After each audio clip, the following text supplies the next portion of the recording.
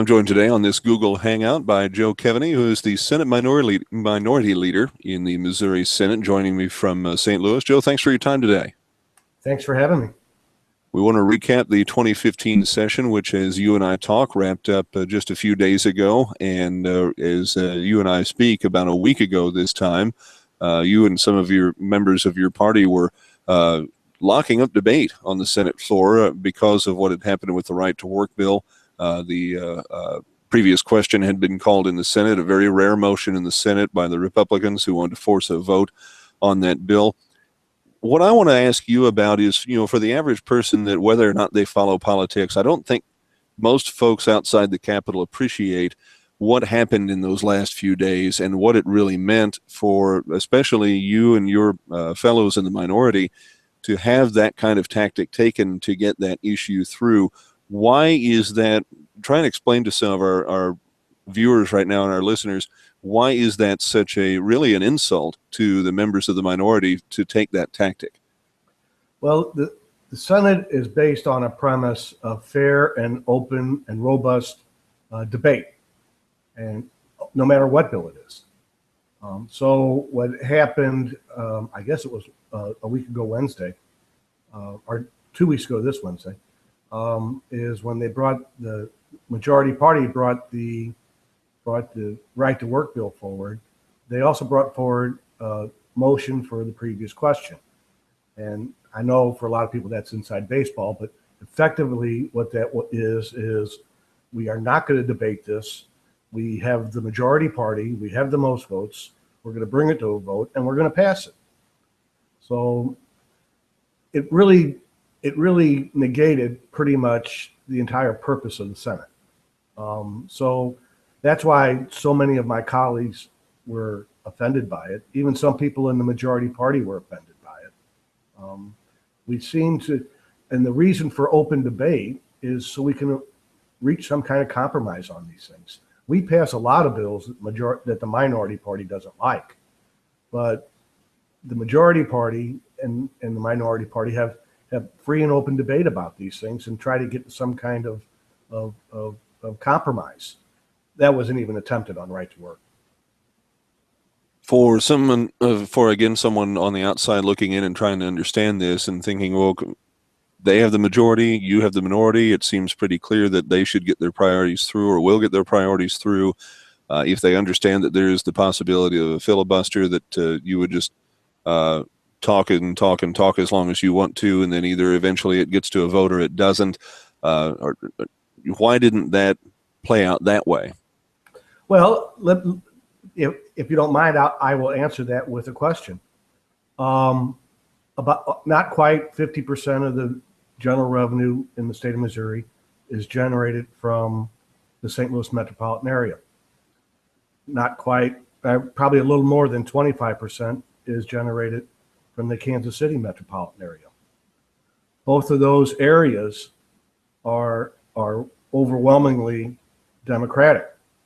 So is it fair that the majority party, the Republicans, can dictate the policy for two areas that between the two of them generate 3/4 of the general revenue for the state? That's how we get to these ability to compromise. And even though you may not like the end result, at least you feel that you've been able to accomplish something. Let me ask you this. Is right to work for either party? Obviously, you're speaking for the Democrat side, but I think I can ask the same question of the Republicans. Is that such a significant issue for all the, shall we say, consternation that it caused in the final days of the session and frankly has caused in past sessions as well? Well, the issue itself, yes, it's very important to my party.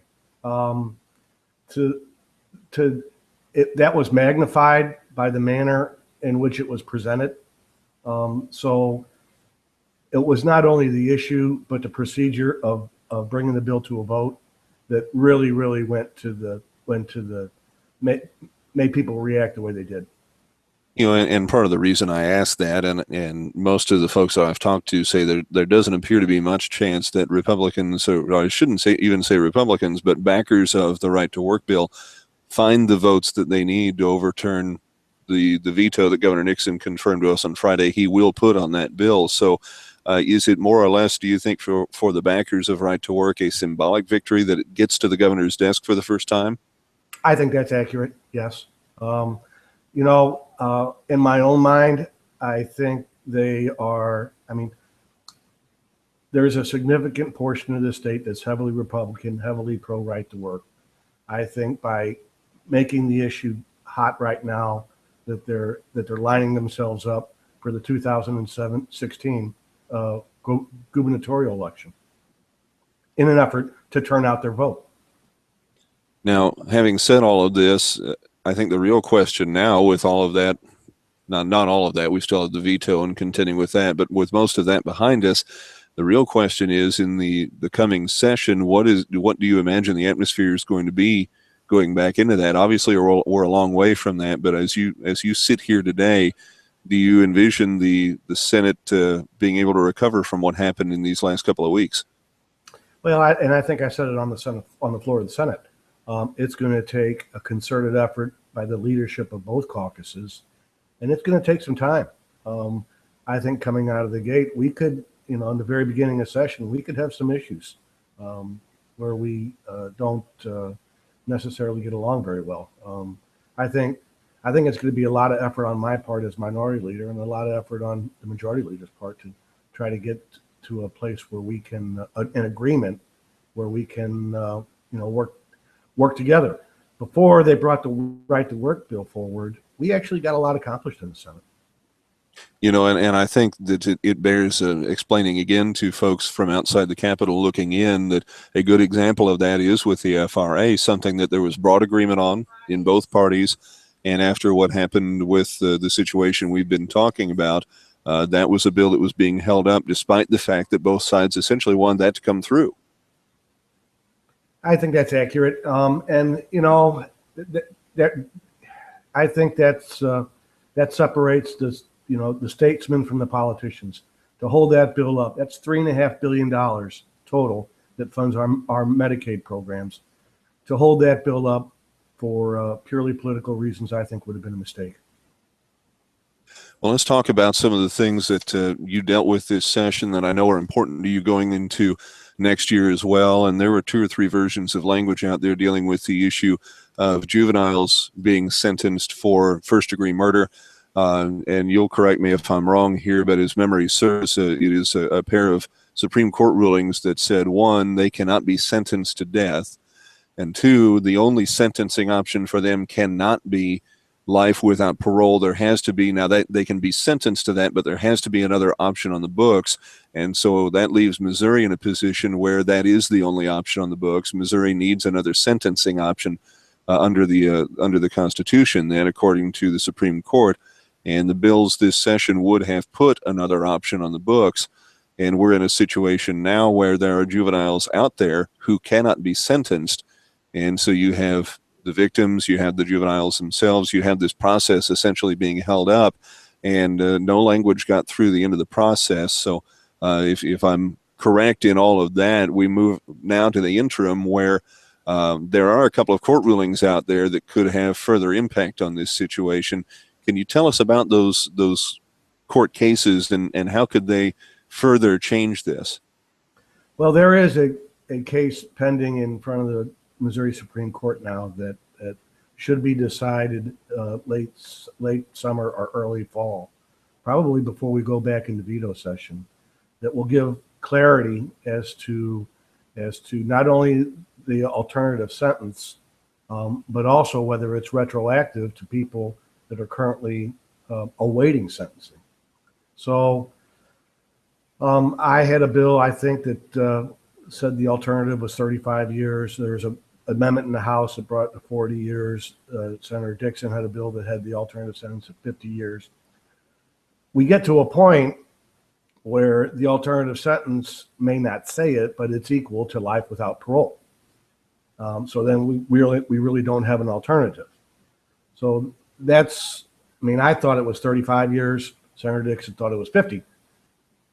I guess we're going to look forward to the Supreme Court coming out and saying what they think it is.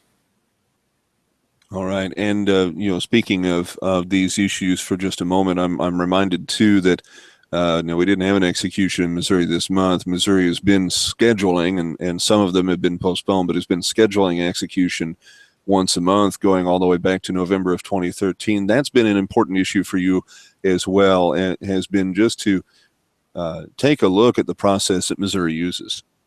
Well, a couple of things. And for the record, I am opposed to the death penalty. We'll clear that up right now.